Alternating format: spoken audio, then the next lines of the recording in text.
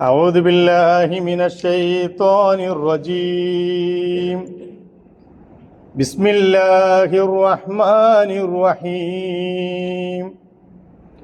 يا أيها الذين آمنوا قوا أنفسكم وأهليكم نارا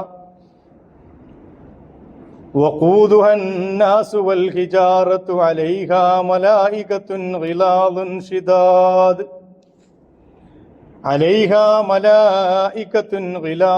شداد لا يعصون الله ما أمرهم ويفعلون ما يؤمرون. يا أيها الذين كفروا لا تعتذروا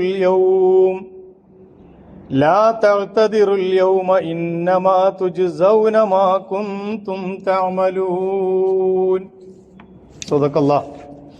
صدق الله مولانا العظيم وصدق وبلغ رسوله النبي الكريم ونحن على ذلك من الشاهدين الشاكرين والحمد لله رب العالمين. അള്ളാഹുവിൻ്റെ ദീനിൻ്റെ മാർഗത്തിലെ സത്യവിശ്വാസികളായ സഹോദരന്മാരെ, സഹോദരിമാരെ, അള്ളാഹു സുബ്ഹാനഹു വ തആല നമുക്ക് നൽകിയ വലിയ അനുഗ്രഹങ്ങളിൽപ്പെട്ടതാണ് നമ്മുടെ സമ്പത്തും നമ്മുടെ മക്കളും. ഈ രണ്ട് അനുഗ്രഹങ്ങൾ അതീവ സൂക്ഷ്മതയോടെ കൈകാര്യം ചെയ്യണമെന്ന് ദീനുൽ ഇസ്ലാം നമ്മളെ പഠിപ്പിച്ചിട്ടുമുണ്ട്. ഈ പരീക്ഷണങ്ങളിൽ പരാജയപ്പെടുന്നവരാണ് അധിക പേരും എന്നതുകൊണ്ടാണ് ധാരാളമായി അല്ലാഹു സുബ്ഹാനഹു വ തആല ഈ രണ്ട് സംഗതികളെക്കുറിച്ച് നമുക്ക് മുന്നറിയിപ്പ് നൽകിക്കൊണ്ടിരിക്കുന്നത്. അള്ളാഹു നൽകിയ അനുഗ്രഹങ്ങളെ അനുഗ്രഹങ്ങളായി കാണുകയും അതിന് നന്ദി കാണിക്കുകയും ചെയ്യുന്ന സത്യവിശ്വാസികളെ കൂട്ടത്തിൽ അവൻ എന്നെയും നിങ്ങളെയും ഉൾപ്പെടുത്തി അനുഗ്രഹിക്കുമാറാകട്ടെ.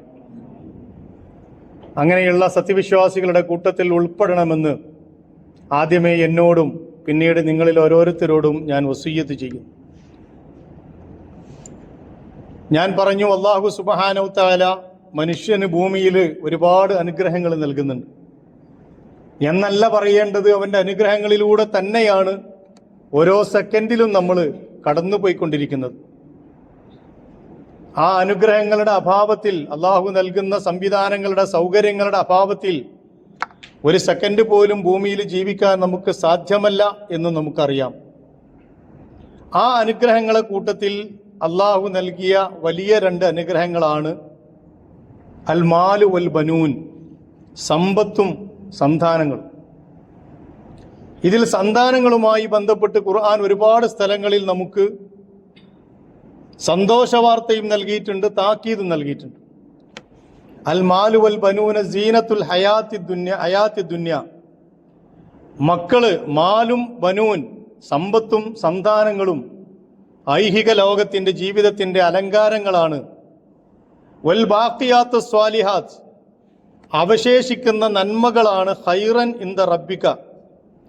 ഇൻദ റബ്ബിക സവാബൻ വ ഖൈറുൻ അമല, അള്ളാഹുവിൻ്റെ അടുക്കൽ ഗുണകരമായി നിലനിൽക്കുകയും പ്രത്യാശ നൽകുന്ന നന്മകളായി നിലനിൽക്കുകയും ചെയ്യുന്നത് ബാഖിയാത്തു സ്വാലിഹാത്തുകളും ഖൈറായ അമലുകളുമാണ് എന്ന് പരിശുദ്ധ ഖുർആൻ നമ്മെ പഠിപ്പിക്കുന്നു.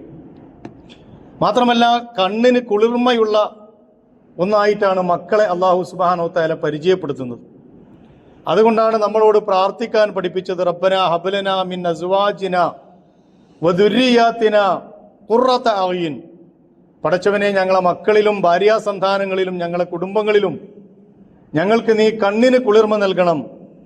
വജഅൽനാ ലിൽ മുത്തഖീന ഇമാമ, ഞങ്ങളെ നീ മുത്തഖികളുടെ ഇമാമാക്കണം എന്ന് പ്രാർത്ഥിക്കാൻ പഠിപ്പിച്ചത് അതുകൊണ്ടാണ്. അള്ളാഹു നൽകിയ അനുഗ്രഹങ്ങളെ എണ്ണിപ്പറഞ്ഞ കൂട്ടത്തിൽ വഅംദദ്നാകും ബിഅംവാലിൻ വബനീൻ, നിങ്ങൾക്ക് സമ്പത്ത് കൊണ്ടും സന്താനങ്ങൾ കൊണ്ടും നിങ്ങൾ അള്ളാഹു സഹായിച്ചു. വജഅൽനാകും അക്സറ നഫീറ, വലിയ സംഘബലമുള്ളവരാക്കി ആ സന്താനങ്ങളുടെ ആധിക്യം കൊണ്ട് അള്ളാഹു നിങ്ങളെ അനുഗ്രഹിച്ചു എന്ന് പരിശുദ്ധ ഖുർആൻ നമ്മളെ പഠിപ്പിക്കുന്നു. അതേ മക്കൾ തന്നെ ജീവിതത്തിൽ വലിയ പരീക്ഷണമാണ്. വഅലമു അന്നമാ അംവാലുക്കും ഔലാദുക്കും ഫിത്ന, നിങ്ങൾ അറിയണം, നിങ്ങളുടെ സമ്പത്തും നിങ്ങളുടെ മക്കളും ഫിത്നത്താണ്, നിങ്ങൾക്ക് പരീക്ഷണമാണ്. വഅന്നല്ലാഹ ഇൻദഹു അജ്റുൻ അലീം, തീർച്ചയായും അള്ളാഹുവിൻ്റെ അടുക്കലുള്ളതാണ് ഉത്തമമായ പ്രതിഫലമെന്ന് ഖുർആൻ നമ്മളെ പഠിപ്പിക്കുകയാണ്. ഞാൻ പറഞ്ഞു വരുന്നത്, ഒരേ സമയം അനുഗ്രഹമായിട്ടും അതേ സമയം പരീക്ഷണമായിട്ടും അള്ളാഹു വെച്ച രണ്ട് കാര്യങ്ങളെന്ന് പടച്ച തമ്പുരാൻ പഠിപ്പിച്ചതാണ് അൽ മാലു വൽ ബനൂൻ, സമ്പത്തും സന്താനങ്ങളും. ഇത് രണ്ടും നന്നായിട്ട് ഉപയോഗിച്ചാൽ വലിയ അനുഗ്രഹമാണ്, അത് ഉപയോഗിക്കുന്നിടത്ത് പരാജയപ്പെട്ടാൽ വലിയ പരീക്ഷണമാണ് എന്ന് ഖുർആൻ നമ്മളെ പഠിപ്പിക്കുന്നു.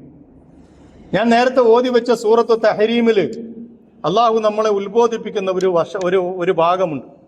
യാ അയ്യുഹല്ലദീന ആമനു, അല്ലയോ സത്യവിശ്വാസികളെ, ഖൂ അംഫുസക്കും വ അഹ്ലീക്കും നാറ, നിങ്ങൾ നിങ്ങളെയും നിങ്ങളെ അഹ്ലുകാരെയും നിങ്ങളെ വേണ്ടപ്പെട്ടവരെയും നരകത്തിൽ നിന്ന് രക്ഷിക്കണം. വഖൂദുഹന്നാസു വൽ ഹിജാറ, ആ നരകത്തിന്റെ വിറകുകൾ എന്ന് പറയുന്നത് മനുഷ്യരും കല്ലുകളുമാണ്. അലൈഹാ മലായികത്തുൻ, ആ നരകത്തിന്റെ കാവൽക്കാരായി ചില മലക്കുകളുണ്ട്. ഗിലാദുൻ ശിദാദുൻ, കഠിനമായ ഭീകരന്മാരായ മലക്കുകൾ. ലാ യഅസൂനല്ലാഹ മാ അമറഹും, അള്ളാഹു അവരോട് കൽപ്പിച്ചതിന് ഒരു ധിക്കാരവും അവർ കാണിക്കുകയില്ല. വയഫ്അലൂന മാ യുഅ്മറൂൻ, എന്താണോ അള്ളാഹു അവരോട് കൽപ്പിച്ചത് അത് അതേപടി അനുസരിക്കുന്നവരാണ് ആ മലക്കുകൾ. ഒരു ദാക്ഷിണ്യവും ആ വിഷയത്തിൽ ഉണ്ടാകുകയില്ല, ഒരു വിട്ടുവീഴ്ചയും ഉണ്ടാവുകയില്ല. അതുകൊണ്ട് നിങ്ങൾ സൂക്ഷിക്കേണ്ടത്, ആ മലായിക്കത്തുകൾ കാവൽ നിൽക്കുന്ന നരകത്തിൽ നിന്ന്, മനുഷ്യരും കല്ലുകളും വിറകുകളായി ഇന്ധനമായി മാറുന്ന നരകത്തിൽ നിന്ന് നിങ്ങൾ നിങ്ങളെയും കാക്കണം, നിങ്ങൾ അഹ്ലുകാരെയും കാക്കണം, നിങ്ങളെ കുടുംബങ്ങളെയും കാക്കണമെന്ന് പരിശുദ്ധ ഖുർആൻ നമ്മളെ പഠിപ്പിക്കുന്നു. റസൂലുള്ളാഹി സ്വല്ലല്ലാഹു അലൈഹി വസല്ലം ഒരിക്കൽ പറഞ്ഞു, അലാ കുല്ലുക്കും റാഇൻ, നിങ്ങളിൽ ഓരോരുത്തരും ഇടയന്മാരാണ്, അല്ലെങ്കിൽ കാവൽക്കാരാണ്, അല്ലെങ്കിൽ ഉത്തരവാദിത്തം ഏൽപ്പിക്കപ്പെട്ട അമാനത്ത് ഏൽപ്പിക്കപ്പെട്ട ആളുകളാണ്. വകുല്ലുക്കും മസ്ഊലുൻ അൻ റഅയ്യതിഹി, നിങ്ങൾ ഓരോരുത്തരും ഭരണാധികാരികളാണ്, നിങ്ങളുടെ ഭരണമേഖലയെക്കുറിച്ച്, നിങ്ങൾക്ക് അധികാരമേൽപ്പിക്കപ്പെട്ട മേഖലയെക്കുറിച്ച് അല്ലാഹു സുബ്ഹാനഹു വതആല നിങ്ങളോട് ചോദിക്കും. എന്നിട്ട് പറഞ്ഞു, ഫൽ അമീറുല്ലദി അലന്നാസി റാഇൻ, ജനങ്ങളുടെ അധികാരമുള്ള അമീർ, അദ്ദേഹം ജനങ്ങളെക്കുറിച്ച് ചോദിക്കുന്നവനാണ്. വഹുവ മസ്ഊലുൻ അൻ റഅയ്യതിഹി, തന്റെ അധികാര മേഖലയിൽ തനിക്ക് ഏൽപ്പിക്കപ്പെട്ട ഉത്തരവാദിത്വത്തെക്കുറിച്ച് അയാൾ കണക്ക് പറയാൻ ബാധ്യസ്ഥനാണ്. വറജുലു റാഇൻ അലാ അഹ്ലി ബൈതിഹി, ഒരു പുരുഷൻ, ഒരു കുടുംബനാഥൻ അവന്റെ വീട്ടിന്റെ ഉത്തരവാദിത്വം ഏൽപ്പിക്കപ്പെട്ടവനാണ്. വഹുവ മസ്ഊലുൻ അൻ റഅയ്യതിഹി, ആ വീട്ടിലുള്ള ആളുകളെ കുറിച്ച് നാളെ റബ്ബിനോട് മറുപടി പറയാൻ അവൻ ബാധ്യസ്ഥനാണ്. വൽ മർഅത്തു റാഇയത്തുൻ അലാ ബൈതി ബഅലിഹാ വ വലദിഹി, ഒരു പെണ്ണ് കുടുംബനാഥ തന്റെ ഭർത്താവിന്റെ വീടും അയാളുടെ മക്കളെയും സംബന്ധിച്ച ചോദ്യത്തിന് ഉത്തരം പറയേണ്ടവളാണ്. വഹിയ മസ്ഊലത്തുൻ അൻഹും, അതിന് അവളോട് ചോദിക്കപ്പെടുന്നതാണ്. ഈ മക്കള് എന്ന് പറയുന്നത് അള്ളാഹു നമ്മളെ ഏൽപ്പിക്കുന്ന വലിയ ഒരു അമാനത്താണ്. ആ അമാനത്ത് വേണ്ട രീതിയിൽ കൈകാര്യം ചെയ്യാതിരുന്നാൽ നാളെ റബ്ബിന്റെ മുമ്പിൽ നമ്മൾ മറുപടി പറയേണ്ടി വരും. എന്ന് മാത്രമല്ല, നമ്മൾ കണ്ണിലെ കൃഷ്ണമണികളെപ്പോലെ നമ്മൾ സാധാരണ പറയാറുള്ള തലയിൽ വെച്ചാൽ പേനരിക്കും, താഴെ വെച്ചാൽ ഉറുമ്പരിക്കുമെന്ന് പറഞ്ഞ് നമ്മൾ വളർത്തുന്ന നമ്മളെ മക്കളായിരിക്കും നാളെ പരലോകത്ത് നമ്മുടെ ഏറ്റവും വലിയ ശത്രുക്കൾ. ഖുർആൻ ആ രംഗം വിശദീകരിക്കുന്നുണ്ട്. റസൂലുള്ളാഹി സ്വല്ലല്ലാഹു അലൈഹി വസല്ലം ഒരുപാട് ഹദീസുകളിൽ അത് പഠിപ്പിച്ചിട്ടുണ്ട്. നരകത്തിന്റെ തീയിലേക്ക് അവരെ വലിച്ചെറിയുമ്പോൾ, നരകത്തീയിൽ അവരിങ്ങനെ വെന്ത് ഉരുകുമ്പോൾ അവർ പടച്ചതമ്പുരാനോട് പറയുമെന്നാണ്, ഞങ്ങളെ മാതാപിതാക്കളെ റബ്ബേ നീ ഒന്ന് ഇങ്ങോട്ട് കൊണ്ടുവരണം, അവരെ മുതുകുകളിൽ കയറി നിന്നിട്ടെങ്കിലും ഈ നരകത്തിന്റെ ചൂടിൽ നിന്ന് ഒരല്പം ശമനം ഞങ്ങൾക്ക് കിട്ടട്ടെ എന്ന് പറയുന്ന മക്കളുണ്ടാവുക എന്നത് ഒരു മനുഷ്യന്റെ ജീവിതത്തിലെ ഏറ്റവും വലിയ ദൗർഭാഗ്യമാണ്. അതിന് പകരമുണ്ടാകണമെന്ന് അള്ളാഹിന്റെ റസൂല് പഠിപ്പിച്ചത് നാളെ മുറിഞ്ഞു പോകാത്ത 3 അമലുകൾ, എല്ലാ അമലുകളും മരണത്തോടു കൂടി മുറിഞ്ഞു പോകും. ഇല്ലാ സലാസ്, 3 കാര്യങ്ങൾ ഒഴികെ. അതിലൊന്ന് വലദുൻ സ്വാലിഹുൻ യദ്ഉ ലഹു, അവന് വേണ്ടി പ്രാർത്ഥിക്കുന്ന മക്കള്. എന്റെ മാതാപിതാക്കൾ മരിച്ചുപോയി പടച്ചവനെ, അവരുടെ ഖബറിൽ ചെന്ന് ആ ഖബറിന്റെ പതുപതുത്ത മണ്ണിൽ നട്ട മൈലാഞ്ചി ചെടിയുടെ മുന്നിൽ നിന്നുകൊണ്ട് റബ്ബി ഗ്ഫിർ ലി വാലിദയ്യ റബ്ബിർഹംഹുമാ കമാ റബ്ബയാനി സഗീറ, പടച്ചവനെ, എൻ്റെ മാതാപിതാക്കൾക്ക് നീ പുറത്തു കൊടുക്കണം. അവര് എന്നെ ചെറുപ്പത്തിൽ നോക്കി വളർത്തിയതുപോലെ നീ അവരെ നോക്കി വളർത്തണം എന്ന് പറയും, നീ അവരെ സംരക്ഷിക്കണമെന്ന് പറയുന്ന മക്കൾ ഉണ്ടാവുക ഒരു മനുഷ്യന്റെ ജീവിതത്തിലെ വലിയ സൗഭാഗ്യങ്ങളിൽപ്പെട്ടത് അതാണ്. നമ്മൾ വിചാരിക്കും നമ്മുടെ കാറും നമ്മുടെ ബംഗ്ലാവും നമ്മുടെ ബിസിനസ്സും നമ്മുടെ സൗകര്യങ്ങളും നമ്മുടെ സംവിധാനങ്ങളും ഒക്കെയാണ് വലിയ ഭാഗ്യം. ഞാൻ ഭാഗ്യം ചെയ്തവനാണ്, എന്നെ അള്ളാഹു അക്രമിനി എന്നെ ആദരിച്ചിരിക്കുന്നു, എന്നെ ബഹുമാനിച്ചിരിക്കുന്നു, കാരണം എനിക്കിതൊക്കെ റബ്ബ് തന്നു. പക്ഷെ അവസാനം ഇവിടുന്ന് പോകുമ്പോഴോ ഇതൊക്കെ ഇവിടെ ഇട്ടേച്ച് പോകുമ്പോ അവന്റെ മയ്യത്ത് കട്ടിൽ പിടിച്ച് കരഞ്ഞുകൊണ്ട് അള്ളാഹുവിനോട് പ്രാർത്ഥിച്ചു കൊണ്ട് പോകാനുള്ള മക്കൾ മാത്രം ഉണ്ടായില്ല. മക്കളുണ്ടായില്ല എന്ന് ഞാൻ ഉദ്ദേശിച്ചത് മക്കൾ അള്ളാഹു കൊടുക്കാതിരുന്നതിനെ കുറിച്ചല്ല. ഉള്ള മക്കൾ പിഴച്ചുപോയി, അല്ലെങ്കിൽ അത് ഉപകാരപ്പെട്ടില്ല. ഒരു മനുഷ്യന്റെ ജീവിതത്തിലെ ഏറ്റവും വലിയ ദൗർഭാഗ്യം ഇതാണ് എന്നാണ് ഞാൻ പറയാം. അതുകൊണ്ട് സഹോദരന്മാരെ, നമ്മുടെ മക്കള് നമ്മുടെ കൈപ്പിടിയിൽ ഒതുങ്ങണം. ഞാനിത് പറയാൻ കാരണം ഇപ്പൊ വെക്കേഷനാണ്, സ്കൂളുകളില്ല, മദ്രസകളില്ല, കുട്ടികൾ എല്ലാ സന്ദർഭത്തിലും ഫ്രീ ആണ്. അവരിങ്ങനെ ഈ 2 മാസം അടിച്ചു പൊളിക്കുന്ന സമയമാണ്. നമ്മൾ ബോധപൂർവം അതിനെ ഉപയോഗപ്പെടുത്തിയിട്ടില്ലെങ്കിൽ, ശ്രദ്ധാപൂർവം നമ്മൾ അതിനെ കൈവച്ചിട്ടില്ലെങ്കിൽ ഈ 2 മാസം മതി അവരുടെ ജീവിതത്തിൽ താളം തെറ്റാൻ. അതുകൊണ്ട് അതുമായി ബന്ധപ്പെട്ട ചില കാര്യങ്ങൾ നിങ്ങളെ ഓർമ്മിപ്പിക്കാനാണ് ഞാൻ ഉദ്ദേശിക്കുന്നത്. നമ്മൾ കഴിഞ്ഞ കുറെ കുത്തുബുകളിൽ കഴിഞ്ഞ കുറെ പ്രഭാഷണങ്ങളിൽ നമ്മളത് പറഞ്ഞിരുന്നു. കാലം വല്ലാതെ കെട്ടുപോയിരിക്കുന്നു. നമ്മൾ വല്ലാതെ നെർവസ് ആകേണ്ട, പേടിക്കേണ്ട ഒരു കാലമാണിത്. ദിനേന പത്രങ്ങളിൽ വരുന്ന വാർത്തകൾ നമ്മെ അസ്വസ്ഥപ്പെടുത്തിക്കൊണ്ടിരിക്കുന്നു. നമുക്ക് ചുറ്റിലും നടക്കുന്ന സംഭവങ്ങൾ നമ്മെ വല്ലാതെ പ്രയാസപ്പെടുത്തിക്കൊണ്ടിരിക്കുന്നു. വലിയ നല്ല നല്ല കുടുംബങ്ങളിൽ നിന്ന് വരുന്ന വാർത്തകൾ, ഓരോ ദിവസവും പിടിക്കപ്പെടുന്ന ചെറുപ്പക്കാരികളും ഒക്കെയായ മക്കള് നമ്മുടെ അപ്പുറത്തും ഇപ്പുറത്തും ഒക്കെയുള്ള നമ്മൾ അറിയുന്ന കുടുംബങ്ങളിലെ മക്കളാണ്. ആ മക്കളുടെ വാപ്പമാരൊന്നും മോശക്കാരല്ല, ആ കുടുംബത്തിന്റെ സൽപ്പേര് മോശമല്ല, കുടുംബത്തിലെ ഒരാളും മോശമായി ജീവിച്ചിട്ടില്ല. പക്ഷേ ഇപ്പൊ ഇങ്ങനെയൊക്കെ സംഭവിച്ചുകൊണ്ടിരിക്കുന്നു. നമ്മളൊക്കെ ആശ്വസിക്കുന്നത് എല്ലാ മാതാപിതാക്കളോടും വ്യക്തിപരമായി പലരോടും സംസാരിക്കുമ്പോൾ അവരൊക്കെ പങ്കുവെക്കാറുള്ള ഒരു സംഗതി, എന്റെ മക്കൾ അങ്ങനെ പോവില്ല, എന്റെ മോൻ എന്റെ മോൾ ഉഷാറാണ്, ബാക്കിയുള്ളവരൊക്കെ മോശമാണ്. ഇത് നമ്മൾ ഉണ്ടാക്കുന്ന ഒരു ഉട്ടോപ്യൻ തിയറിയാണ്, ഒരു തെറ്റായ ധാരണയാണ്. ഞാൻ പറയുന്നത് നമ്മളെ മക്കൾ മോശമാണെന്നൊന്നല്ല, പക്ഷേ നമ്മളെ മക്കളെ 4 കണ്ണുകൊണ്ട് തലങ്ങും വിലങ്ങും നോക്കേണ്ട സമയമാണ്. ആരെങ്കിലും നമ്മളെ മക്കളെ പറ്റി ഒന്ന് ശ്രദ്ധിക്കണമെന്ന് പറഞ്ഞാൽ നമ്മൾ സാധാരണ അവരോട് തട്ടിക്കയറും. നിങ്ങൾ എൻ്റെ മകനെ പറ്റിയാണോ ഈ പറയുന്നത്, എൻ്റെ മകളെ പറ്റിയാണോ ഈ പറയുന്നത്? അവരങ്ങനെ ഉണ്ടാവില്ല, ഞാൻ അവരെ അങ്ങനല്ല വളർത്തിയത്, നിങ്ങൾ അങ്ങനെയല്ല വളർത്തിയത് എന്നതൊക്കെ ശരിയാണ്. പക്ഷെ അവർ ജീവിക്കുന്ന ഭൂമിക, അവർ ജീവിക്കുന്ന ഈ പ്ലാറ്റ്ഫോം, ഈ ഭൂമി ആ രീതിയിലേക്ക് മാറ്റപ്പെട്ടിട്ടുണ്ട്. അവരും ജീവിക്കുന്നത് ഈ ലോകത്താണ്, വയലൻസിന്റെ ലോകത്താണ്, മയക്കുമരുന്നിന്റെ ലോകത്താണ്, ടെക്നോളജിയുടെ ലോകത്താണ്. വല്ലാതെ ടെക്നോളജി മസ്തിഷ്കങ്ങളെ കീഴടക്കിയ കാലത്താണ് അവർ ജീവിച്ചുകൊണ്ടിരിക്കുന്നത്. അതുകൊണ്ട് നമ്മൾ ദിനേന കേൾക്കുന്നില്ലേ, കുടുംബത്തിലെ 6 ആളുകളെ കൊന്നുതള്ളിയ അഫ്വാൻ ഒരു ദിവസം കൊണ്ടുണ്ടായി തീർന്നതല്ല. സഹപാഠിയെ അടിച്ചുകൊന്ന, എന്നിട്ട് ആ അടിച്ചുകൊന്നതിനെ ന്യായീകരിക്കുന്ന മക്കളുണ്ടായത് ഒരു ദിവസം കൊണ്ടല്ല. അധ്യാപകനെ കൊല്ലുമെന്ന് ഭീഷണിപ്പെടുത്തുന്ന വീഡിയോ നമ്മൾ കണ്ടു. ഇതൊക്കെ ചൂണ്ടുപലകകളാണ്, നമ്മൾ മനസ്സിലാക്കേണ്ട സംഗതികളാണ്. അതുകൊണ്ട് എൻ്റെ പ്രിയപ്പെട്ട സഹോദരന്മാരെ, നമ്മുടെ മക്കളെ വെക്കേഷൻ സമയം നമ്മൾ നന്നായിട്ട് വിനിയോഗിക്കണം. സാധാരണ സമയത്തേക്കാൾ നമ്മൾ കാര്യക്ഷമതയോടുകൂടി, കാര്യബോധത്തോടുകൂടി ഇത് കൈകാര്യം ചെയ്യണം. അതിലേറ്റവും പ്രധാനമായി വേണ്ടത് നമ്മുടെ മക്കളെ നമ്മൾ ചേർത്ത് പിടിക്കണം. അവരുടെ ഏറ്റവും നല്ല കൂട്ടുകാരായി തീരേണ്ടത് മാതാപിതാക്കളാണ്. സാധാരണ അതല്ല ഉണ്ടാകുക, മാതാപിതാക്കളുമായി എപ്പോഴും അവർ ഡിസ്റ്റൻസ് കീപ്പ് ചെയ്യും. അതില്ലാതാക്കാൻ നമ്മളും ശ്രദ്ധിക്കൂല, നമുക്കതിന് നേരല്ല. പലപ്പോഴും അവരുടെ ശല്യം ഒഴിവാക്കുക എന്നതാണ് നമ്മളെ പണി. അതിനുവേണ്ടി ഒരു മൊബൈൽ കണ്ട് വെച്ചു കൊടുത്തിട്ട് നമ്മൾ നമ്മളെ പണിയുമായിട്ട് മുന്നോട്ട് പോകും. ആധുനിക മനഃശാസ്ത്രം പറയുന്നത്, കുട്ടികളെ കുറിച്ച് പഠിക്കുന്ന എല്ലാ ആളുകളും പറയുന്നത്, കുട്ടികളെ നന്നാക്കാൻ ഏറ്റവും നല്ല മാർഗം എന്ന് പറയുന്നത് നമ്മൾ അവരുടെ ഏറ്റവും നല്ല കൂട്ടുകാരാകുക എന്നുള്ളതാണ്. റസൂലുള്ളാഹി സ്വല്ലല്ലാഹു അലൈഹി വസല്ലം ഫാത്തിമ റളിയല്ലാഹു അൻഹയെ കൈകാര്യം ചെയ്യുന്ന രീതി പഠിപ്പിക്കുന്നുണ്ട് ഹദീസുകൾ. എത്രത്തോളം ഒരു പെൺകുട്ടിയെ വളർത്തിയെടുക്കാൻ കഴിയുമോ, ഇസ്ലാമികമായ മൂശയിലിട്ടുകൊണ്ട്, ഇസ്ലാമികമായ ജീവിതക്രമം പഠിപ്പിച്ചുകൊണ്ട് ഒരുപാട് ഹദീസുകൾ നമ്മൾ കാണുന്നതിന്റെ കാരണം ഫാത്തിമ റളിയല്ലാഹു അൻഹ എന്ന തന്റെ മകളെ ഏത് രീതിയിൽ വളർത്തണമെന്ന് പ്രവാചകൻ പഠിപ്പിക്കുകയാണ്. അവിടുന്ന് പോയി ഹസൻ ഹുസൈൻ റളിയല്ലാഹു അൻഹു പേരമക്കള് നെഞ്ചിൽ കയറി നിന്നിട്ട് കളിക്കാറുണ്ടായിരുന്നു. പ്രവാചകൻ അവരുടെ കൂടെ സമയം ചെലവഴിക്കാറുണ്ടായിരുന്നു. അവർക്ക് വേണ്ടി സമയം കാണാറുണ്ടായിരുന്നു. നമസ്കാരത്തില് സുജൂദിലേക്ക് പോകുന്ന റസൂലിന്റെ പെരടിയില് ഹസൻ ഹുസൈൻ റളിയല്ലാഹു അൻഹു കയറിയിരിക്കുമായിരുന്നു എന്ന് ഹദീസ് ഗ്രന്ഥങ്ങൾ റിപ്പോർട്ട് ചെയ്യുന്നു.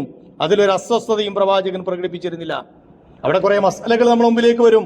പള്ളിയിലേക്ക് കുട്ടികളെ കൊണ്ടുവരണോ, അങ്ങനെ കയറിയിരുന്നാൽ നിസ്കാരം ബാത്തിലാവൂലേ? ഇതൊക്കെയാണ് നമ്മൾ അതിൽ നിന്ന് പഠിക്കുന്നത്. പഠിക്കേണ്ട പാഠം അതുമല്ല. അതിനപ്പുറത്തേക്ക് സ്വന്തം മക്കളെയും പേരമക്കളെയും ഒക്കെ ചേർത്ത് പിടിച്ച് അവരുടെ ജീവിതത്തിന്റെ ഓരോ സ്റ്റെപ്പുകളും അവരുടെ മുന്നോട്ടുള്ള പോക്കിലെ ഓരോ സമയവും നമ്മൾ അറിഞ്ഞുകൊണ്ടും നമ്മൾ മനസ്സിലാക്കിക്കൊണ്ടുമുള്ള ഒരു പോക്കുണ്ടാകണം എന്ന് ഇസ്ലാം പഠിപ്പിക്കുന്നത് കൂടിയുണ്ട്. സൂറത്തുൽ ലുഖ്മാൻ എന്ന് പറയുന്ന ഒരു സൂറയുണ്ട് പരിശുദ്ധ ഖുർആനിൽ. ആ സൂറത്തുൽ ലുഖ്മാനിൽ വഇദ് ഖാല ലുഖ്മാനു ലിബ്നിഹി, ലുഖ്മാൻ നബി അലൈഹിസ്സലാം ലുഖ്മാൻ അലൈഹിസ്സലാം തന്റെ മകനെ ഉപദേശിക്കുന്നു എന്ന് പറഞ്ഞിട്ട് ഖുർആൻ പറയുന്ന ഒരുപാട് കാര്യങ്ങളുണ്ട്. യാ ബുനയ്യ, എന്റെ പുന്നാര മോനെ, എന്റെ പ്രിയപ്പെട്ട മകനെ എന്ന് പറഞ്ഞ് അദ്ദേഹം അവനെ ഉപദേശിക്കായിരുന്നു. യാ ബുനയ്യ, എന്റെ പ്രിയപ്പെട്ട മകനെ എന്ന് പറഞ്ഞിട്ട് പറയുന്ന കുറെ കാര്യങ്ങളുണ്ട്. അള്ളാഹുവിനെ കുറിച്ച്, അള്ളാഹുവിൽ പങ്കുചേർക്കുന്നതിന്റെ ഭവിഷ്യത്തിനെ കുറിച്ച്, റബ്ബിനെ പേടിക്കേണ്ടതിനെ കുറിച്ചൊക്കെ അദ്ദേഹം തന്റെ മകനെ ഉപദേശിക്കുന്ന ഒരു ഭാഗം. എന്തിനായിരിക്കും പരിശുദ്ധ ഖുർആൻ ആ സൂറയിൽ അത്തരം ഒരു കഥ വിശദീകരിച്ചത്? നമ്മുടെ മക്കളെ അതുപോലെ ചേർത്ത് പിടിക്കണം, നമ്മളെ മക്കളെ സ്നേഹിക്കണം. ആ സ്നേഹത്തിന്റെ കൂടെ അവർക്ക് മനസ്സിലാകുന്ന ഭാഷയിൽ അവരെ പ്രായത്തെ അഡ്രസ്സ് ചെയ്തുകൊണ്ട് അവരുടെ തെറ്റുകളെ തിരുത്താനും അവരിലെ തിന്മകളെ ചൂണ്ടിക്കാണിക്കാനും നന്മയുടെ വഴിയിലൂടെ അവരെ മുന്നോട്ട് കൊണ്ടുപോകാനും കഴിയണം. നമ്മളൊക്കെ പലപ്പോഴും ഔട്ട്ഡേറ്റഡ് ആണ്. അതുകൊണ്ടാണല്ലോ നമുക്കൊക്കെ പുതിയ തലമുറ ഒരു പേരിട്ടിട്ടുണ്ട്, തന്ത വൈബ്. എന്താണത്? നമ്മളൊക്കെ കുറെ പഴഞ്ചന്മാരാ. നമ്മളെ മക്കൾ ജീവിക്കുന്ന എവിടെ നമ്മൾ മനസ്സിലാക്കണം. അവരുടെ കൂട്ടുകാരാരെന്നറിയോ? ഒരുപക്ഷെ ആഫ്രിക്കയിലും യൂറോപ്പിലും ഏഷ്യൻ രാജ്യങ്ങളിലൊക്കെ ജീവിക്കുന്ന അവർ കണ്ടിട്ടില്ലാത്ത ആളുകളാണ് ഇന്ന് അവരുടെ പാതിരാവിലെ കൂട്ടുകാർ, ഓൺലൈൻ കൂട്ടുകാരാണ്. അവർ കാണുന്ന സീരിയലുകളും സീരീസും ഒക്കെ കൊറിയയുടെയും ജപ്പാന്റെയും ചൈനയുടെയും ഒക്കെയാണ്. നമുക്കൊക്കെ ചിന്തിക്കാൻ കഴിയാത്തതിനപ്പുറത്തേക്ക് അവർ വളർന്നു കഴിഞ്ഞിട്ടുണ്ട്. നമ്മൾ മനസ്സിലാക്കുന്നത് എന്റെ കുട്ടി അങ്ങനെ ഒന്നും ആവൂല. ഒരു പിതാവ് ഒരിക്കൽ പറയണ്ടായി, എന്റെ മകനെ കുറിച്ച് എനിക്ക് വലിയ ധാരണ ഉണ്ടായിരുന്നു, വലിയ ആത്മവിശ്വാസം ഉണ്ടായിരുന്നു. ഞാൻ അവനെ വീട്ടിൽ നിന്ന് പുറത്തേക്ക് എവിടേക്കും വിടുന്നില്ല. ഞാൻ അവനെ അനാവശ്യമായി ഒരു സ്ഥലത്തേക്കും പറഞ്ഞയക്കാറില്ല. ടൂറിന് പോലും ഞാൻ അവനെ വിടാറില്ല ഒറ്റക്ക്. അങ്ങനെ പോവുകയാണെങ്കിൽ ഞാൻ അവന്റെ കൂടെ പോകും. പക്ഷേ പിന്നെ ഞാൻ അവനെ കാണുന്നത് പോലീസ് സ്റ്റേഷനിലാണ്. എന്താ കാര്യം? അവൻ രാത്രി അവന്റെ റൂമിലിരുന്നു കൊണ്ട് കാണുന്നതും കേൾക്കുന്നതുമൊക്കെ റെക്കോർഡ് ചെയ്യപ്പെട്ടിട്ടുണ്ടായിരുന്നു. ഞാൻ വിചാരിച്ചത് അവൻ അവന്റെ റൂമിലിരിക്കുന്നത് വളരെ സേഫായിട്ടാണെന്നാണ്. പക്ഷെ അവൻ ലോകത്തിലുടനീളമുള്ള ഈ ചതിക്കുഴികളിലേക്കാണ് സഞ്ചരിച്ചു കൊണ്ടിരുന്നത് എന്ന് ഞാൻ വൈകിയാണ് മനസ്സിലാക്കിയത്. ഞാൻ പറയുന്നത് നമ്മളെ മക്കളൊക്കെ മോശമാണെന്നൊന്നുമല്ല, നമ്മളെ മക്കളൊക്കെ ഉഷാറാണ്. അങ്ങനെ തന്നെ ആവണം. ആ ആത്മവിശ്വാസത്തോടു കൂടി തന്നെ നമ്മൾ മുന്നോട്ട് പോകണം. പക്ഷെ അവർ ജീവിക്കുന്ന ലോകത്തെക്കുറിച്ച് കേവലമായ ഒരു വിവരവും അറിവുമൊക്കെ നമുക്കും വേണം എന്ന് പറയാൻ വേണ്ടിയാണ് ഞാൻ പറഞ്ഞത്. അവരുടെ കൂടെ സമയം ചെലവഴിക്കണം. ഞാൻ പറഞ്ഞില്ലേ, അള്ളാഹിന്റെ റസൂല് ഫാത്തിമ റളിയല്ലാഹു അൻഹയുടെ കൂടെ സമയം ചെലവഴിച്ചു. ഏതായി റസൂല്? ലോകത്തിന്റെ പ്രവാചകനാണത്. ലോകത്തിന് മുഴുവൻ ഹിദായത്ത് പകർന്നു കൊടുക്കേണ്ട ഒരു പ്രവാചകൻ വീട്ടില് തന്റെ ഭാര്യയുടെയും മക്കളുടെയും കൂടെ സമയം ചെലവഴിക്കാൻ സമയം കണ്ടെത്തുകയാണ്. പേരമക്കളുടെ കൂടെ സമയം കണ്ടെത്തുകയാണ്. അതിനും അപ്പുറത്തുള്ള പ്രവാചക കുടുംബത്തിലെ പല കുട്ടികളും റസൂലിന്റെ ഏറ്റവും അടുത്ത കൂട്ടുകാരായിരുന്നു, അല്ലെങ്കിൽ റസൂലിന്റെ കൂടെ കളിക്കാറുണ്ടായിരുന്നു, റസൂലിനോടൊപ്പം ഒരു കളിക്കാറുണ്ടായിരുന്നു എന്ന് ഹദീസ് ഗ്രന്ഥങ്ങൾ നമ്മളെ പഠിപ്പിക്കാം. നമ്മളെ മക്കളെ കൂടെ സമയം ചെലവഴിക്കണം. നമ്മൾ അവരെ കൂടെ സമയം ചെലവഴിക്കാൻ തയ്യാറല്ലെങ്കിൽ, അവരെ കൂടെ സമയം ചെലവഴിക്കാൻ തയ്യാറുള്ള പലരും പുറത്ത് കാത്തിരിക്കുന്നുണ്ട് അവരെ കൂടെ സംസാരിക്കാൻ. നിങ്ങളൊന്ന് ആലോചിച്ച് നോക്ക്, പല മാതാപിതാക്കളുടെയും ഏറ്റവും വലിയ പ്രശ്നം എന്താണെന്ന് വെച്ചാൽ അവർ മക്കളെ കേൾക്കാൻ തയ്യാറല്ല. സ്കൂളിൽ നിന്നൊക്കെ വലിയ കൗതുകത്തോടു കൂടി അതിർപ്പത്തോടു കൂടി അവർ വരും. ഉമ്മാനോട് പറയാൻ, ഉപ്പാനോട് പറയാൻ ഒരൊറ്റ ആട്ടലാണ്. എനിക്ക് നേരമില്ല, ഇവാണെങ്കിൽ പിന്നെ വാ. ഈ ഒരവസ്ഥ ഒരിക്കലും ഉണ്ടാകരുത്. അവരെ കേൾക്കാനും അവരുടെ കാര്യങ്ങൾ കേൾക്കാനും അവരെ സഹായിക്കാനും ഒക്കെ ചതിക്കുഴികളൊരുക്കി പുറത്ത് കാത്തു നിൽക്കുന്ന ആളുകളുണ്ട്. പിന്നീട് അവർക്ക് ചെവി കൊടുക്കും, അവർ പറഞ്ഞിടത്തേക്ക് പോകും, അവർ കാണിക്കാൻ പറഞ്ഞത് കാണിക്കും, ചെയ്യാൻ പറയുന്നത് ചെയ്യും. അതുകൊണ്ട് സഹോദരന്മാരെ, സഹോദരിമാരെ, നമ്മൾ തിരക്കിലാണ്, ശരിയാണ്. പക്ഷെ ആർക്ക് വേണ്ടിയായി നമ്മൾ ഈ തിരക്കൂടുന്നത്? ആർക്ക് വേണ്ടിയാണ് നമ്മൾ ഈ ഓടിക്കൊണ്ടിരിക്കുന്നത്? നമ്മളെ മക്കൾക്ക് വേണ്ടിയല്ലേ? ആ മക്കൾക്ക് വേണ്ടി അവരുടെ കൂടെ ഒരു 10 മിനിറ്റ്, ഒരു അരമണിക്കൂർ ഒരു ദിവസത്തിൽ ഇരുന്ന് അവരെ കേൾക്കാൻ, അവർ പറയുന്നത് കേൾക്കാൻ. വലിയ മഹത്വചനങ്ങളൊന്നും അവർ പറയില്ല. നമ്മളൊക്കെ വിചാരിക്കുന്ന പോലെ വലിയ വലിയ സംഗതികളൊന്നും പറയില്ല. പക്ഷെ അവർക്ക് പറയാനുണ്ടാകും. ഏറ്റവും നല്ല കൂട്ടുകാരൻ, ഏറ്റവും നല്ല കൂട്ടുകാരി എൻ്റെ വാപ്പയാണ്, എൻ്റെ ഉമ്മയാണ് എന്നൊരു കുട്ടിക്ക് തോന്നണം. അപ്പൊ സ്കൂളിൽ നടക്കുന്നതും പറയും, ബസ്സിൽ ആരെങ്കിലും തോണ്ടിയാലും പറയും, ആരെങ്കിലും തോളിൽ കൈവച്ചാ പറയും, ആരെങ്കിലും പൊതി നീട്ടിയാൽ പറയും, ആരെങ്കിലും ക്ഷണിച്ചാ പറയും. ഇതൊന്നും എൻ്റെ അമ്മാനോടും വാപ്പാനോടും പറയാൻ പറ്റൂല. അവരപ്പ തുടങ്ങും ചീത്ത എന്നതാണ് അവസ്ഥയെങ്കിൽ ആ കുട്ടികൾ വഴിതെറ്റിപ്പോകും. അതുകൊണ്ട് കുട്ടികളുടെ കൂടെ സമയം ചെലവഴിക്കുക. റസൂലുള്ളാഹി സ്വല്ലല്ലാഹു അലൈഹി വസല്ലം അങ്ങനെയായിരുന്നു. റസൂല് പ്രാർത്ഥിക്കാറുണ്ടായിരുന്നു. ഹസൻ ഹുസൈനെ കുറിച്ച് റളിയല്ലാഹു അൻഹു അവരെ കുറിച്ച് റസൂല് പ്രാർത്ഥിക്കാറുണ്ടായിരുന്നു. റബ്ബേ, ഞാൻ ഇവരെ ഇഷ്ടപ്പെടുന്നത് പോലെ നീ അവരെയും ഇഷ്ടപ്പെടണം. അബൂ ഹുറൈറ റളിയല്ലാഹു അൻഹു റിപ്പോർട്ട് ചെയ്യുന്നവർ ഹദീസിൽ പറയാൻ, റസൂലിന്റെ നെഞ്ചത്ത് കയറിയിട്ട് അവർ രണ്ടുപേരും കളിക്കും. ഞാനത് കാണാറുണ്ടായിരുന്നു. ആ സമയത്ത് റസൂല് പ്രാർത്ഥിക്കുമായിരുന്നു അല്ലാഹുവിനോട്, റബ്ബേ, എന്റെ ഈ പേരക്കുട്ടികളെ ഞാൻ ഇഷ്ടപ്പെടുന്നത് പോലെ നീ അവരെ ഇഷ്ടപ്പെടണമെന്ന് റസൂല് പ്രാർത്ഥിക്കാറുണ്ടായിരുന്നു. അതോടൊപ്പം തന്നെ അവരുടെ സമയത്ത്, ഞാൻ പറഞ്ഞു 2 മാസം ഫ്രീ ആണ്, ആ സമയത്തെ ഫലപ്രദമായി നമ്മൾ ഉപയോഗപ്പെടുത്തണം. അതിനൊരു ടൈം ടേബിൾ നമ്മൾ കാണണം. ഇപ്പൊ സംഭവിക്കുന്നത് എന്താ വെച്ചാൽ, രാത്രി വൈകി ഉറങ്ങുക, രാവിലെ സുബഹി പോലില്ല. എന്നിട്ട് നമ്മളിങ്ങനെ പറയും, ഒഴിവല്ലേ, കുട്ടികൾ ഉറങ്ങിക്കോട്ടെ, ഉമ്മ പറയും, അല്ലെങ്കിൽ ഉപ്പ പറയും, വിളിക്കണ്ട, വെക്കേഷൻ സമയമല്ലേ, കുട്ടികൾ ഉറങ്ങിക്കോട്ടെ, സുബഹിയില്ല, 10 മണിക്കാണ് അവൻ എഴുന്നേൽക്കുന്നത്, രാത്രി വൈകിയാണ് ഉറങ്ങുന്നത്, ഇന്റർനെറ്റിന്റെ ലോകത്താണ്, നമ്മൾ കാണുന്നില്ല, നമ്മൾ കേൾക്കുന്നില്ല, നമ്മൾ അറിയുന്നില്ല. നമുക്ക് 10 മണിയാകുമ്പോൾ ഉറങ്ങണം, അത് വാശിയാണ്. അതുകൊണ്ട് നമ്മൾ നേരത്തെ ഭക്ഷണം കഴിച്ചു പോയി കിടന്നിറങ്ങും. ഈ കുട്ടി അവന്റെ റൂമില് ലൈറ്റ് പോലില്ലാതെ ഈ സാധനത്തിന്റെ മുമ്പിൽ ഇങ്ങനെ ഇരിക്കുന്നുണ്ടാകും. എവിടേക്കൊക്കെയാണ് അവൻ യാത്ര ചെയ്യുന്നത് നമ്മൾ അറിയുന്നുണ്ടോ? നമ്മുടെ രാജ്യം എന്ന് പറയുന്നത് വല്ലാത്ത ഒരവസ്ഥയിലുള്ള ഒരു രാജ്യമാണ്. ഈ ഗൾഫ് രാജ്യങ്ങളിലൊക്കെ ആണെങ്കിൽ ഒരു പക്ഷേ അശ്ലീല സൈറ്റുകളിലേക്കൊക്കെ പോയാൽ അവിടെ ഒരു നോട്ടീസ് വരും, ഇത് ബാനാണ്, ഇവിടുത്തെ നിയമം അനുസരിച്ച് ഇതിലേക്ക് പോകാൻ പറ്റൂല. പിന്നെയും നമ്മൾ ശ്രമിച്ചാൽ അവൻ ഉപയോഗിച്ചുകൊണ്ടിരിക്കുന്ന ഡിവൈസ് ബ്ലോക്ക് ആവും, അല്ലെങ്കിൽ അവന് മെസ്സേജ് വരും, നീ ചെയ്തുകൊണ്ടിരിക്കുന്നത് ക്രിമിനൽ കുറ്റമാണ്, നീ പിടിക്കപ്പെടും. ഇവിടെയോ നമ്മളെ മക്കൾ എന്തടിച്ചു കൊടുത്തോ അതിങ്ങോട്ട് വരും. അശ്ലീലമായ സൈറ്റുകളിലൂടെ അവൻ നിരന്തരമായി സഞ്ചരിച്ചാലും ആരും അറിയാൻ പോണില്ല. എന്നാലോചിച്ച് നോക്കുക, ആ രീതിയിലാണ് നമ്മളെ മക്കളെന്ന് നമുക്കിപ്പോൾ ചിന്തിക്കാൻ പറ്റുന്നുണ്ടോ? ഞാൻ നേരത്തെ പറഞ്ഞില്ലേ, എൻ്റെ മോൻ അങ്ങനെ ആവില്ല എന്നുള്ള ധാരണയിലാണ് ഞാനുള്ളത്, എൻ്റെ മകൾ അങ്ങനെ ആവില്ല എന്നുള്ള ധാരണയിലാണ് ഞാനുള്ളത്. പക്ഷേ ഞെട്ടലോടെ ഒരു ദിവസം എവിടുന്നെങ്കിലും ഒരു വിളി വരുമ്പോഴാണ് നമ്മൾ തിരിച്ചറിയുക. തൊട്ടടുത്ത പോലീസ് സ്റ്റേഷനോ അല്ലെങ്കിൽ കൂട്ടുകാരോ നാട്ടുകാരോ ആരെങ്കിലും പറയും, ഇതാ നിന്റെ മകൻ നിന്റെ മകളെ ഇങ്ങനെ കാണാൻ പാടില്ലാത്തൊരു സ്ഥലത്ത് ഇന്ന രീതിയിൽ കാണുന്നുണ്ട്, ഒന്ന് ശ്രദ്ധിക്കണമെന്ന് പറയുമ്പോഴാണ് നമ്മൾ അറിയുന്നത് ഞാൻ വിചാരിച്ചതൊന്നും അല്ല നടക്കുന്നത് എന്ന്. അതുകൊണ്ട് അവരുടെ സമയത്തെ ഫലപ്രദമായി ഉപയോഗപ്പെടുത്തണം. നമസ്കാരത്തിന് കൃത്യമായി നിഷ്ഠയുണ്ടാക്കി കൊടുക്കണം. അവർക്ക് എന്തെങ്കിലുമൊക്കെ പഠിക്കാൻ, ഒരുപക്ഷെ ഖുർആൻ പഠിക്കാൻ പറ്റുന്ന ഏറ്റവും നല്ല സന്ദർഭം ഈ സമയങ്ങളിൽ ഉണ്ടാകും. അതിനുള്ള മദ്രസകളോ അതിനുള്ള പ്രത്യേകമായ പഠന ക്ലാസ്സുകളിലോ അവരെ കൊണ്ടുപോയി ചേർക്കണം. ലാംഗ്വേജ്, ഇംഗ്ലീഷ് പോലുള്ള ലാംഗ്വേജുകളിൽ പ്രാവീണ്യമില്ലാത്ത കുട്ടികളുണ്ടാകും. സ്കൂളിൽ അവനൊരു പക്ഷേ മറ്റു കുട്ടികളുടെ കൂടെ എത്താൻ കഴിയില്ല. അതിനുള്ള പ്രത്യേകമായ കോച്ചിങ് ഉണ്ടെങ്കിൽ, വിശ്വസിക്കാൻ പറ്റുന്ന കോച്ചിങ് സെന്ററുകളാണെങ്കിൽ അവിടെ കൊണ്ടുപോയി ചേർക്കണം. ഖുർആൻ പഠിക്കാൻ ഏറ്റവും നല്ല അവസരമായി, ഭാഷാ പഠനത്തിൽ അവസരമായി ഇസ്ലാമിക് കോഴ്സുകൾ നടക്കുന്ന സന്ദർഭമാണിത്. ഓരോ സംഘടനകളും, ഏത് സംഘടനകളെന്ന് നിങ്ങൾ നോക്കണ്ട, ആരും മോശമായതൊന്നും പഠിപ്പിക്കൂല. അത്തരത്തിലുള്ള കോഴ്സുകൾ ഉണ്ടെങ്കിൽ, 15 ദിവസമോ 1 മാസമോ ഒക്കെയുള്ള കോഴ്സുകൾ ഉണ്ടെങ്കിൽ നിങ്ങൾ അതിലേക്ക് അവരെ പറഞ്ഞയക്കണം. കാരണം ഞാൻ പറഞ്ഞല്ലോ, ഡിജിറ്റൽ വേൾഡിലാണ് അവര് ജീവിച്ചുകൊണ്ടിരിക്കുന്നത്. അവർ പുതിയ ലോകത്തിലാണ്. നമ്മൾ ജീവിച്ച കാലത്തല്ല.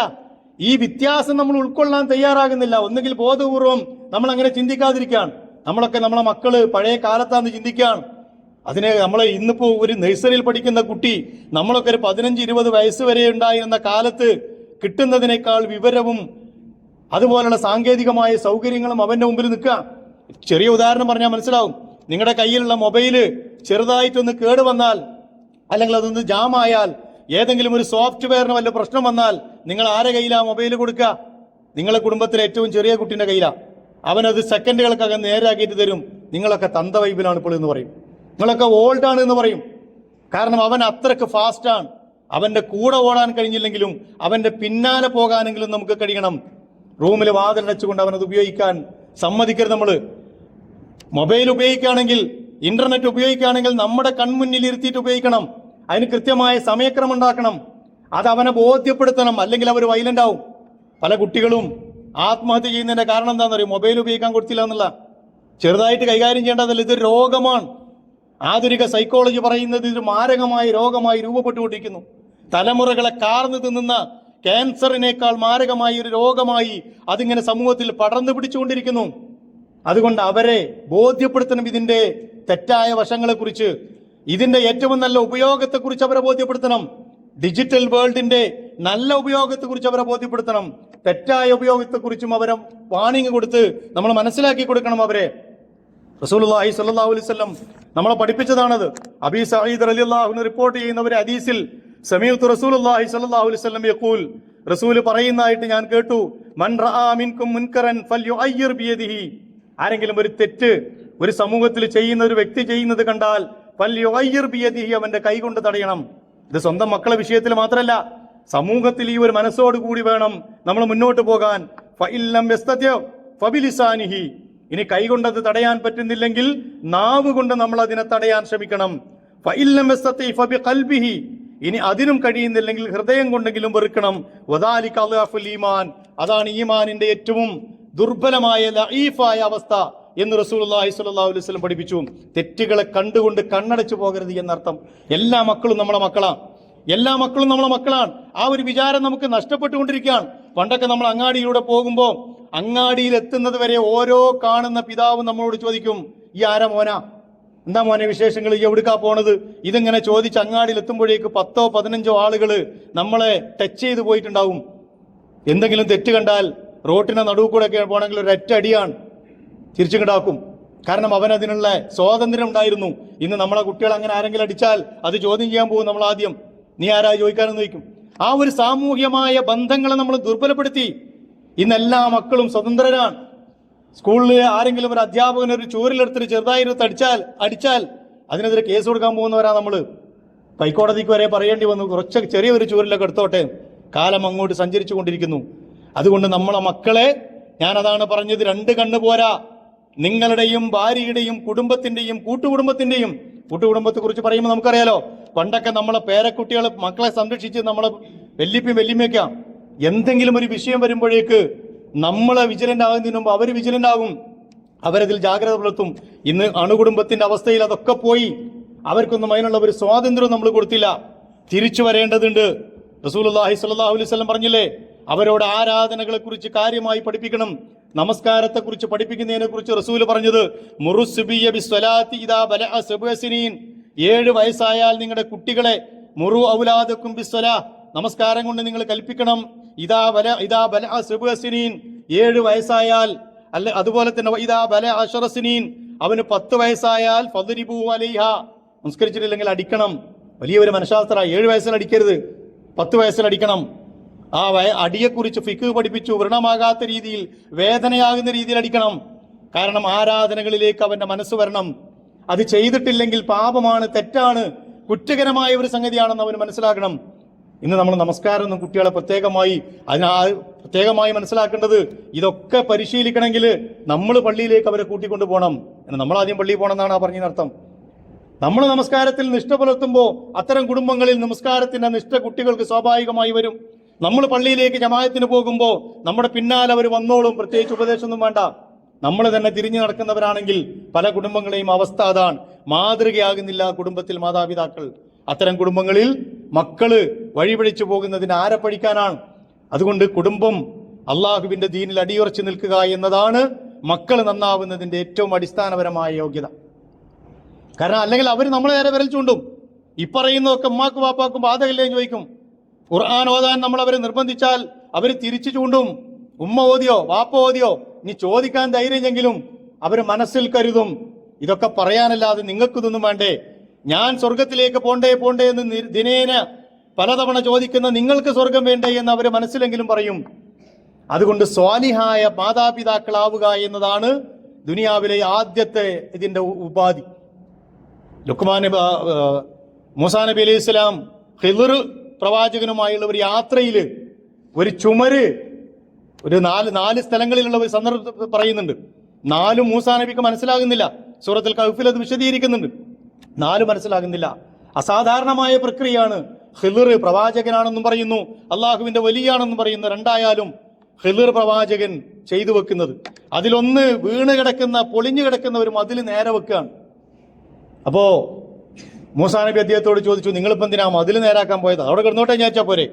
അദ്ദേഹം പറഞ്ഞത്, ഇത് 2 യതീമായ കുട്ടികളുടെ മതിലാണ്. അവരുടെ മാതാപിതാക്കൾ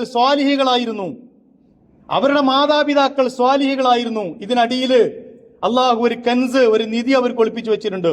അതവർക്ക് കിട്ടണം പ്രായമാകുമ്പോൾ. അതിന് ഞാനിത് നേരെ വെക്കണം. ആ നിധി ഒളിപ്പിച്ചു വെച്ചതും അത് കിട്ടുന്നതിൻ്റെയും കാരണമായി അള്ളാഹു പഠിപ്പിച്ചത് അവരുടെ മാതാപിതാക്കൾ സ്വാലിഹികളായിരുന്നു എന്നുള്ളതാണ്. അപ്പൊ മാതാപിതാക്കൾ സ്വാലിഹികളാവുക എന്നതാണ് മക്കൾ സ്വാലിഹായി വളരുക എന്നതിൻ്റെ അടിസ്ഥാനപരമായ യോഗ്യത എന്നാണ് ആ പഠിപ്പിച്ചത്. അതല്ലാത്തത് ഒരുപാട് ഉദാഹരണങ്ങൾ നമ്മൾ കാണുന്നുണ്ട്. അതുകൊണ്ട് എൻ്റെ പ്രിയപ്പെട്ട സഹോദരന്മാരെ, ആരാധനകളിലുള്ള നിഷ്ഠ നമ്മൾ അവരെ പഠിപ്പിക്കണം. നമസ്കാരത്തിന് പള്ളിയിലേക്ക് കൊണ്ടുപോകണം. ഓരോ സന്ദർഭത്തിലും അവർ കക്കൂസിൽ കയറുമ്പോൾ, അവർ ബ്രഷ് ചെയ്യുമ്പോൾ, അവർ വസ്ത്രം ധരിക്കുമ്പോൾ, അവർ ഭക്ഷണം കഴിക്കുമ്പോൾ, അവർ വെള്ളം കുടിക്കുമ്പോൾ, അവർ ഇരിക്കുമ്പോൾ, നിൽക്കുമ്പോൾ അവരെ കൂടെ നമ്മൾ സഞ്ചരിച്ചുകൊണ്ട് അവരെ പഠിപ്പിക്കണം. അള്ളാഹിന്റെ റസൂല്, മോനെ ഇന്നതൊക്കെ നിന്നോട് ഇത് ചെയ്യാൻ സന്ദർഭത്തിൽ പറഞ്ഞിട്ടുണ്ട്, ഇന്ന പ്രാർത്ഥനകളുണ്ട്. എല്ലാ പ്രാർത്ഥനയും അവർ മദ്രസയിൽ നിന്ന് പഠിച്ചിട്ടുണ്ടാവും. പക്ഷെ അതിന്റെ പ്രാക്ടിക്കൽ ലാബ് എന്ന് പറയും നമ്മളെ വീടാണ്. ഉസ്താദ് ചോദിച്ചാൽ അവൻ പറഞ്ഞു കൊടുക്കും. കക്കൂസ് കയറുമ്പോൾ എന്താ പ്രാർത്ഥന? മണി പോലെ പറയും. എന്താ പുറത്തിറങ്ങുമ്പോഴുള്ള പ്രാർത്ഥന? അതും പറയും. ഭക്ഷണം കഴിക്കുമ്പോൾ എന്താ ഉള്ളത്? അതും പറയും. പക്ഷെ ഇത് പ്രാക്ടിക്കലായിട്ടുണ്ടാവില്ല. അവൻ ഭക്ഷണം കഴിക്കുമ്പോൾ ഒന്നും ഇത് പറയില്ല, അവൻ കക്കൂസ് കയറുമ്പോഴും പറയില്ല, പുറത്തിറങ്ങുമ്പോഴും പറയില്ല. എന്താ കാര്യം എന്ന് പറയോ? ഈ അദബുകളും മര്യാദകളും ഇവിടെയൊക്കെ പ്രാക്ടിക്കൽ ലാബ് എന്ന് പറയുന്നത് നമ്മുടെ വീടുകളാണ്. ആ രീതിയിൽ നമ്മളെ മക്കളെ വളർത്തുക എന്ന് നമ്മളാവശ്യമാണ്, അള്ളാന്റെ ആവശ്യമല്ല, നമ്മളാവശ്യമാണ്. അല്ലെങ്കിലാണ് ഞാൻ പറഞ്ഞത്, നമ്മളെ ഖബറിന്റെ മേലെ വന്ന് നിൽക്കാൻ ഒരു മനുഷ്യനില്ലാതെ പോകും, ഒന്ന് പ്രാർത്ഥിക്കാൻ ഒരു മനുഷ്യനില്ലാതെ പോകും. അതുകൊണ്ട് ഈ പ്രായം എന്ന് പറയുന്ന അഡോളസൻസ് പ്രായം എന്ന് പറയുന്നത് വല്ലാതെ പൊട്ടിത്തെറിക്കുന്ന പ്രായമാണ്. ഞാൻ പറഞ്ഞില്ലേ, നിങ്ങൾ അവരെ അടച്ചാക്ഷേപിക്കല്ല വേണ്ടത്, അവരെ കയ്യിലെടുക്കാൻ വേണ്ടത്, അവരെ അഡ്രസ്സ് ചെയ്യുകയാണ് വേണ്ടത്. അവരെ കുറ്റപ്പെടുത്തരുത്, ചേർത്ത് നിർത്തണം. പ്രത്യേകിച്ചും പെൺകുട്ടികളൊക്കെ ആണെങ്കിൽ ഈ പ്രായം എന്ന് പറയുന്നത് അവർക്ക് ജീവിതത്തിൽ ഏറ്റവും വൈകാരികമായ സമ്മർദ്ദമുണ്ടാകുന്ന പ്രായമാണ്. ആർത്തവത്തിന്റെ സമയവുമായി ബന്ധപ്പെട്ടതാണ് ഈ പ്രായം. ആൺകുട്ടികൾക്ക് ഹോർമോൺ ചേഞ്ചുകൾ ഉണ്ടാകുന്ന പ്രായമാണ്. അതിനെ ആ രീതിയിൽ തന്നെ ഉപയോഗപ്പെടുത്താൻ നമുക്ക് കഴിയണം. ഞാൻ അവസാനിപ്പിക്കുകയാണ്. പറയുന്നതിന്റെ ആകത്തുക, നമ്മുടെ ഈ 2 മാസം അത് കഴിഞ്ഞാലും നമ്മളെ മക്കളെ നമ്മൾ ചേർത്ത് പിടിക്കുകയും അവര് എവിടെയും കൂട്ടുകെട്ടിൽ, തെറ്റായ കൂട്ടുകെട്ടുകളിൽ, അള്ളാന്റെ റസൂല് പറഞ്ഞില്ലേ, അർറജുലു അലാ ദീനി ഖലീലിഹി, ഓരോ മനുഷ്യനും അവന്റെ കൂട്ടുകാരന്റെ ദീനിലാ. ഫൽയൻദുർ അഹദുക്കും മൻ യുഖാലിൽ, അതുകൊണ്ട് ഓരോരുത്തരും ആരോടാണ് കൂട്ടുകൂടുന്നത് എന്ന് അവർ അറിയട്ടെ, നോക്കണം. നമ്മുടെ മക്കളെ കൂട്ടുകാരാരാ നമുക്കറിയോ? നമുക്കറിയാത്ത കൂട്ടുകാരുണ്ടോ? ആ കൂട്ടുകാരനെ പഠിക്കണം. എന്നിട്ടത് വേണോ വേണ്ടേ തീരുമാനിക്കണം. നല്ല രീതിയിൽ പറഞ്ഞ് മനസ്സിലാക്കണം. നമ്മളെ മക്കൾ അമാനത്താണ്. അതാണ് ഞാൻ നേരത്തെ പറഞ്ഞത്. പരിശുദ്ധ ഖുർആൻ പറഞ്ഞ ഖു അൻഫുസക്കും വഅഹ്ലീക്കും നാറ, നമ്മളെ ഉത്തരവാദിത്തമാണ്. നരകത്തിൽ നിന്ന് നമ്മളെയും നമ്മളെ മക്കളെയും കുടുംബത്തെയും കാക്കണം. വഖൂദുഹന്നാസു വൽ ഹിജാറ, നമ്മളെ കണ്ണിലെ കൃഷ്ണമണി പോലെ നമ്മളെ വളർത്തുന്ന ഈ മക്കള് നാളെ നരകത്തിന്റെ വിറകായി മാറാതിരിക്കാൻ, അതാണ് പരിശുദ്ധ ഖുർആൻ പഠിപ്പിക്കുന്നത്. അല്ലാഹു സുബ്ഹാനഹു വ തആല നമ്മുടെ മക്കളെ സ്വാലിഹായ മക്കളായി നമുക്ക് ഭൂമിയിൽ അവരെ വളർത്താനുള്ള തൗഫീക്ക് നൽകി അനുഗ്രഹിക്കുമാറാകട്ടെ. എല്ലാ തിന്മകളിൽ നിന്നും അല്ലാഹു അവരെ തടയുമാറാകട്ടെ.